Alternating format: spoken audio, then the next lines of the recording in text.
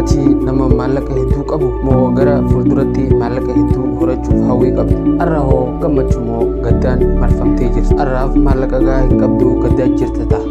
Amma osoo qabeenya gahaa argattee gammachuu waan argattu sitti ni fakkaata? Garuu immoo wanni maallaqa keetiin bitachuu hin dandeenye akka jiru yaaddee beektaa?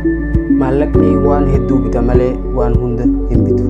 Maallaqa keetiin kennaa jaalalaa bituu dandeessa malee jaalala bituu hin dandeessu. Mana jireenyaa bituu dandeessa garuu jireenya bituu hin dandeessu. Maallaqaan sa'aatii bituu dandeessa garuu yeroo bituu gonkumaa hin dandeessu. Siree hirriibaa bituu dandeessa garuu hirriiba bituu immoo hin dandeessu. Maallaqaan qoricha malee fayyaa bitachuu hin dandeessu.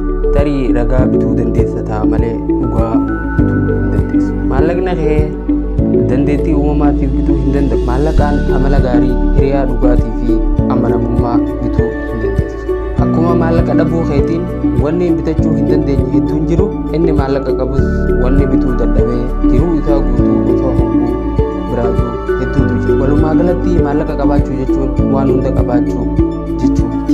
Waan dhabdee argachuuf tattaafadhu. Maallaqa dhabuu keetiif akka nama waan hunda dhabetti of hin lakkaa'in. Maallaqni rizqii Rabbiiti.